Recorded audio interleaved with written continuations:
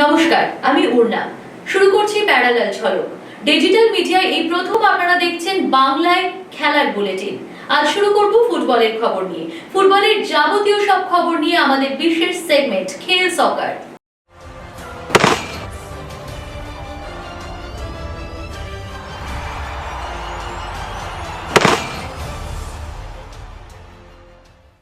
শেষ মুহূর্তের ভুলে কোচিতে হার ইস্টবেঙ্গলে। এগিয়ে গিয়েও কেরালা ব্লাস্টার্সের কাছে 1-2 গোলে হারল লাল হলুদ ব্রিগেড। প্রায় সমানে সমানে খেলায় দিয়ামান্টাকোসের পাস থেকে ইস্টবেঙ্গলকে এগিয়ে দিয়েছিলেন বিষ্ণু, কিন্তু 5 মিনিটের মধ্যেই গোল শোধ। বাঁদিক থেকে ঢুকে রাকিবকে ইনসাইড আউটসাইড করে ম্যাচে সমতা ফেরান নোয়া। এরপর একেবারে শেষ লগ্নে লাল হলুদ রক্ষণের মনঃসংযোগের অভাবে জয়সূচক গোল করে যান পেপরা। কিন্তু কেন এই হার? কেমন খেললো ইস্টবেঙ্গল? কি বলছেন লাল হলুদের প্রাক্তনীরা? দেখো, খেলার মধ্যে একটু হার জিত তো হতেই পারে, কিন্তু এইভাবে পরপর ম্যাচ হারা এটা মানা যাচ্ছে না। মানে কারণ হচ্ছে ইস্টবেঙ্গল এই বছর সবাই আমরা আশা করেছিলাম যথেষ্ট ভালো টিম করেছে, ভালো রিক্রুটস হয়েছে। তো কোথায় আছে এরা? এরা কি ইস্টবেঙ্গল জার্সি পরার কোনো মানা জানে না কি? কেন যে ওরা লোড নিচ্ছে না? দিয়ামান্টাকোস হয়তো একটা ভালো পাস বাড়িয়েছে, কিন্তু ওয়্যার ইজ দ্য ওয়ার্কলোড? মাদি দালালের কাছ থেকে যেটা এক্সপেক্ট করা হয়েছিল, কোথায় ওই মাদি দালাল? তাহলে কি ওই ইস্ট বেঙ্গল জার্সি কি অনেকটা হেভি হয়ে যাচ্ছে এদের জন্য, কিংবা একটু টাইম লাগবে? So that's quite surprised. Anwar আলীর এই পারফরমেন্সটা নিয়ে আজকে আনওয়ার আলী যেই সেকেন্ড গোলটা যার জন্য হয়েছে, how can E just make a mistake? আমি জানি হয়তো অনেকদিন বাইরে ছিল, লাস্ট ম্যাচ সিরিয়ার বিরুদ্ধে খেলেছে, কিন্তু মাথার মধ্যে হয়তো অনেক কিছু চলছিল, কি সাসপেনশন হবে কিংবা কি হবে। কিন্তু প্লেয়ারের কাজ হচ্ছে when you get an opportunity to prove to the coaching staff কিংবা সবাইকে কি I am back on the field, I am here to give my 100%। কিন্তু কোথায় আছে ওই পারফরমেন্স? খুব মানে জানি না, আমার খুব খারাপ লেগেছে আজকে যেভাবে ইস্ট বেঙ্গল হেরেছে। 2-1 হয়তো রেজাল্ট হয়েছে, পারছে না টিম। তারপরে দেখো, আজকে কেরালা ব্লাস্টার কিন্তু তাদের দিক দিয়ে তারা ঠিক এই কারণে কি সুন্দরভাবে কাউন্টার অ্যাটাকে এসছে। হ্যাঁ, ম্যান বাড়িয়েছে অনেক সময়, সব সময় মিডফিল্ডে ম্যান বাড়িয়েছে। সেখানে আমি দেখছিলাম কিছু মানে ক্ষেত্রে আপ ফ্রন্টে বল মিস হয়ে যাচ্ছে, সেই প্লেয়ার গুলো দাঁড়িয়ে আছে। দেখো, এখন খেলাটা হচ্ছে দৌড়ের খেলা। তুমি যদি না দৌড়া, খুব ডিফিকাল্ট তোমার ম্যাচ উইন করা। ওরা কিন্তু প্রচুর রান করেছে, ঠিক আছে? তাই না? তুমি দেখো, তালালকে যখনই বল ধরছে 2v1 করছে অলওয়েজ। এই জায়গাগুলো কিন্তু তোমাকে সরতে হবে, আর এই জায়গা থেকে সরতে গেলে তোমাকে আর এক বগা খেলা হচ্ছে। ডান দিক দিয়ে তোমার কি নাম ওর, নন্দা খেলছে। বাদিক দিয়ে সাফলিং নেই, সাইড ব্যাক গুলো দুটো যাবে, সেন্টার করবে, আনমার্ক যাবে, এগুলো তো করতে হবে। এইগুলো না করলে তো তুমি খুব ডিফিকাল্ট ম্যাচ গুলো বার করা। সোমবার যুব ভারতীতে আবার নামছে মোহনবাগান, এবার সামনে নর্থ ইস্ট। আইএসএলে প্রথম জয় তুলতে মরিয়া সবুজ মেরুন ব্রিগেড। সোমবার 7-7-2 ছকে দল সাজাচ্ছেন হোসে মলিনা। যেহেতু অ্যালবার্তো রড্রিগেজ নেই, সেন্ট্রাল ডিফেন্সে দিব্যেন্দু বিশ্বাসের সঙ্গে টম অলড্রেড, 2 উইংয়ে মনবীর লিস্টন, মাঝে থাকার কথা অনিরুদ্ধ থাপা ও আপুইয়ার। আপফ্রন্টে হয়তো শুরু করবেন দিমিত্রি পেত্রাতস ও গ্রেগ স্টুয়ার্ট। তৈরি থাকছেন কামিংস ও ম্যাকলারেন, তারা হয়তো পরের দিকে নামবেন। সব মিলিয়ে বাগানের পাখির চোখ এখন শুধুই north east. We are watching now the beginning of the season, right? For any team, it's easy to win matches. A lot of goals in the last minutes too, right? Okay, we are prepared, in my opinion, well prepared. Okay, today the last training session, and confidence to make a good match today and achieve our first victory in ISL.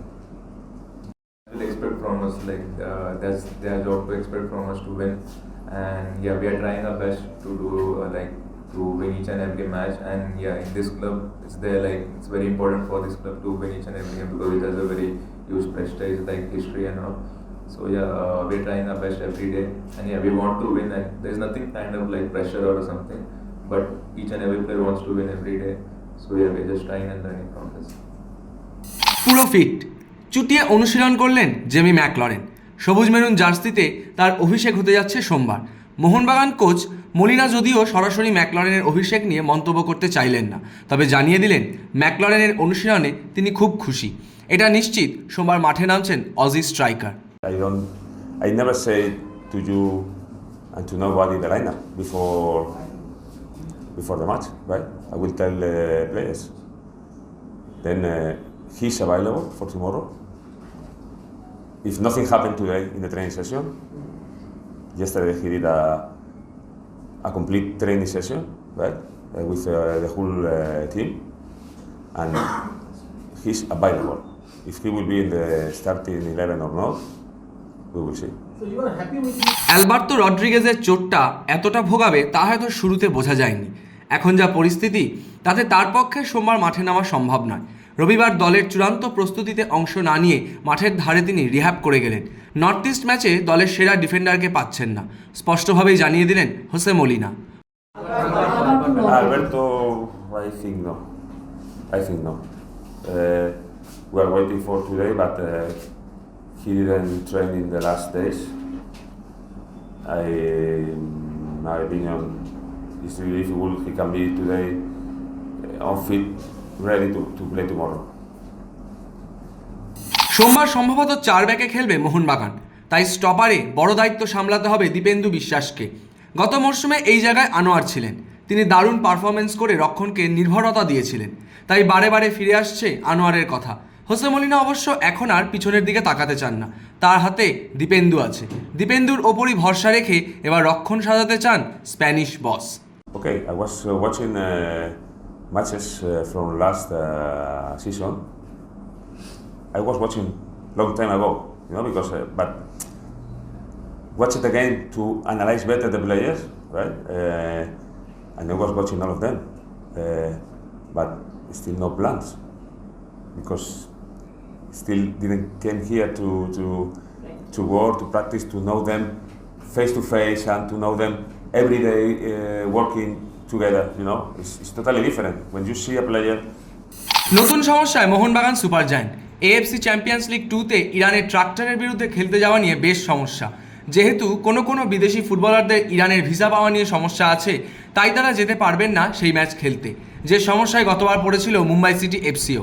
এই পরিস্থিতিতে ম্যাচটি অন্য কোথাও আয়োজন করার জন্য এএফসিতে আবেদন করার কথা ভাবছে মোহনবাগান ম্যানেজমেন্ট। শনিবারই আমরা দেখিয়েছিলাম বন্যা দুর্গত মানুষদের সাহায্যে মুখ্যমন্ত্রীর ত্রাণ তহবিলে 15 লক্ষ টাকা দান করবে ইস্টবেঙ্গল। এদিন ইস্টবেঙ্গল ক্লাবের পক্ষ থেকে জানানো হলো তাদের নতুন পরিকল্পনার কথা।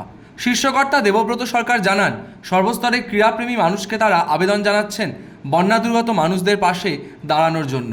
উদ্যোগ নেবে ইস্টবেঙ্গল। আমরা ওনার সাথে সময় করে ওনার কাছে গিয়ে এটা দেব।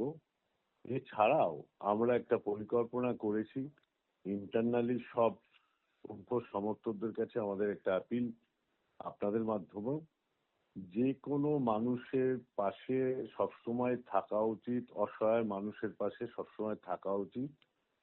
সেই প্র্যাকটিসটা যেন এখনো আমাদের বজায় থাকে এবং আমরা করে থাকি, অতীতেও করেছি, প্যান্ডামিক সিচুয়েশনেও ছিলাম মানুষের পাশে। সেটা বলবার জন্য না, প্র্যাকটিক্যালি ছিলাম। আজও আমরা একই জিনিস সেই করতে চাই। এফসি গোয়ার বিরুদ্ধে এগিয়ে থেকেও শেষ পর্যন্ত জয় তুলে নিতে পারেনি মোহামেডান। শেষ মুহূর্তে সাদিকুর গোলে ম্যাচ ড্র। আইএসএল এর মঞ্চে প্রথম পয়েন্ট পেলেও কেন জিততে পারছে না দল, সেই নিয়ে মুখ খুলেছেন কোচ চেনিসভ। প্রথমত তারা প্রি সিজন সেভাবে সারতে পারেনি, একই সঙ্গে ম্যাচের 75 মিনিটের পর ফুটবলারদের ক্লান্তির কথাও শোনা গেল কোচ চেনিসভের মুখে। I said before, but I cannot say every press conference physically we are not ready. It's not enough 25 days for the pre-season. It must be minimum 45 days. They played some tournaments, they played many friendly matches. Sure, we start to be tired again today after maybe not after 70, after 75 minutes they start to be tired, they start to control the ball, they start to control the match. We need to খারাপ সময় যেন কিছুতেই কাটছে না Manchester ইউনাইটেডের। ইপিএলে এবার crystal প্যালেসের বিরুদ্ধে গোলশূন্য draw করলো তারা। এই নিয়ে 5 ম্যাচের মধ্যে মাত্র 2টি ম্যাচ জিতে 11 নম্বর স্থানে রয়েছে ইউনাইটেড। ম্যাচ ড্র করার পরই ম্যানচেস্টার কোচ এরিক টেন হ্যাগকে নিয়ে শুরু হয়েছে চর্চা। পর্যাপ্ত সময় পেয়েও তিনি পরিকল্পনা কাজে লাগাতে না পারায় যে রেড ডেভিলস ম্যানেজমেন্ট বেজায় ক্ষুব্ধ তা স্পষ্ট। শোনা যাচ্ছে জুভেন্টাসের সদ্য প্রাক্তন কোচ মাসিমিলিয়ানো অ্যালেগ্রির সঙ্গেও কথাবার্তা চালাচ্ছে তারা। মেজর লিগ সকারে নিউ ইয়র্ক সিটির কাছে আটকে গেল মেসির মিয়ামি। যদিও প্লে অফে আগেই নিজের জায়গা পাকা করে ফেলেছিল ইন্টার মিয়ামি। এদিন 1-1 গোলে ড্র করার ফলে 30 ম্যাচে 64 পয়েন্ট ঘরে তুলল তারা। এদিন ম্যাচে গোল পেলেন না লিওনেল মেসি। গোলের জন্য মিয়ামিকে অপেক্ষা করতে হলো 75 মিনিট। মিয়ামির হয়ে গোল করেন লিওনার্দো কাম্পানা। গোল করার পর তাদের সমর্থকরা সেলিব্রেশনে মাতলেও অতিরিক্ত সময়ের 5 মিনিটে জেমস স্যান্ডসের গোলে সমতা ফেরায় নিউ ইয়র্ক সিটি।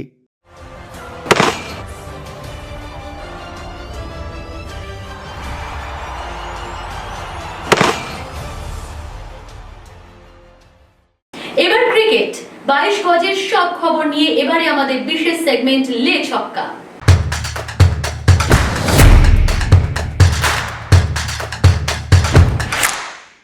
চেন্নাইয়ে অশ্বিনের জাদুতেই বিধ্বস্ত বাংলাদেশ। ব্যাটিং থেকে বোলিং কার্যত একাই যেন বাংলাদেশ শিবিরকে শেষ করে দিলেন এই তারকা ক্রিকেটার। দ্বিতীয় ইনিংসে বাংলাদেশের বিরুদ্ধে রানের পাহাড় তৈরি করেছিল ভারত, সেই রান আর টপকাতে পারেনি বাংলাদেশ। অশ্বিনের স্পিন জাদুতেই শেষ হয়ে যায় তারা। দ্বিতীয় ইনিংসে 234 রানে শেষ বাংলাদেশ। 88 রান দিয়ে একাই তুলে নিয়েছেন 6 উইকেট, জাদেজার শিকার 3 উইকেট। 280 রানে জয় তুলে নিয়ে সিরিজে 1-0 এগিয়ে গেল টিম ইন্ডিয়া। বাংলাদেশের বিরুদ্ধে প্রথম টেস্টে বিরাট জয় ভারতে। ব্যাট হাতে সেঞ্চুরি থেকে বল হাতে একাই 6 উইকেট তুলে নেওয়া। ম্যাচের সেরা রবিচন্দ্রন অশ্বিন। শুধুমাত্র এইটুকুই নয়, এদিন ঘরের মাঠে একাধিক রেকর্ডেরও মালিক চেন্নাইয়ের এই তারকা ক্রিকেটার। এম চিদম্বরম স্টেডিয়ামেই ভাঙলেন অনিল কুম্বলের রেকর্ড। ভারতীয় বোলার হিসেবে চতুর্থ ইনিংসে সর্বোচ্চ 99টি উইকেটের মালিক এখন তিনি। কুম্বলেই রয়েছে 94টি। একই সঙ্গে একটি টেস্টে চতুর্থ ইনিংসে সপ্তমবার 5 উইকেট নিয়েছেন অশ্বিন। শেন ওয়ার্ন ও মুরলীধরনের সঙ্গে এক আসনে বসলেন এই তারকা স্পিনার। অশ্বিনের এই পারফরমেন্সকে বিরাট ও রোহিতের থেকেও এগিয়ে রাখছেন বাংলাদেশের তারকা ক্রিকেটার তামিম ইকবাল। বাংলাদেশের বিরুদ্ধে প্রথম টেস্টে জয়ের পরই 92 বছরের টেস্ট ইতিহাসে বিরল রেকর্ডের মালিক ভারত। এই প্রথমবার টেস্টের মঞ্চে হারের থেকে জয়ের সংখ্যা বেশি হলো ভারতে।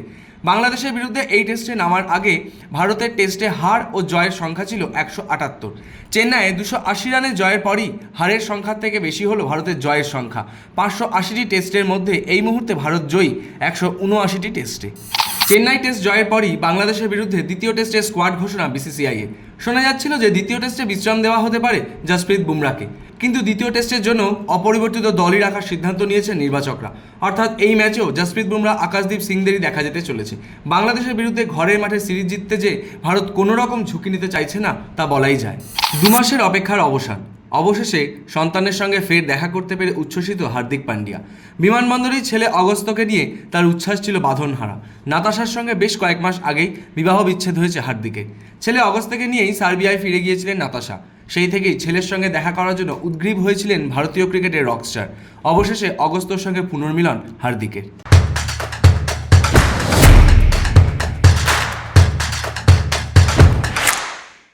ফুটবল ক্রিকেট ছাড়াও নানা খেলার নানা খবর নিয়ে এবারে আমরা দেখে নেব উইং প্লে।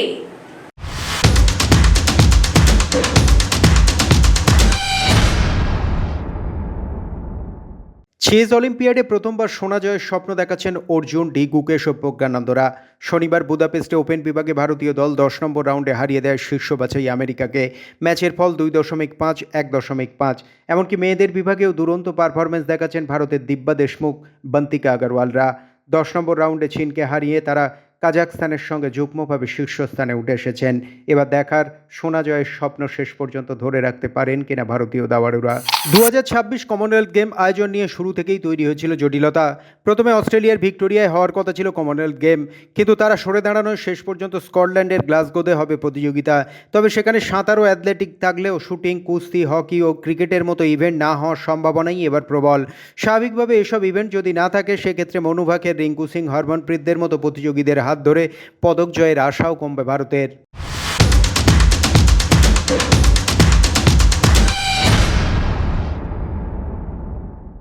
সারাদিন নানা রকম মন্তব্য, আর সেই সব মন্তব্যের বিশেষ কোলাজ নিয়ে আমরা এবারে দেখে নেব থ্রো ইন।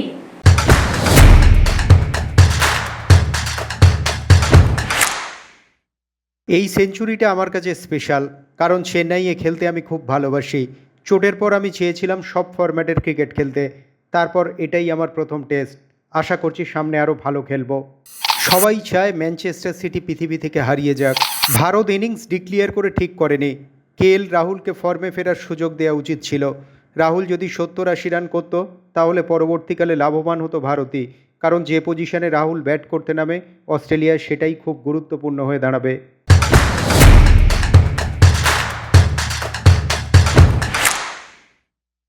প্যারালাল ঝলক আজ এ পর্যন্তই। আপনারা প্রতিদিন রাত 10টায় দেখতে থাকুন প্যারালাল ঝলক।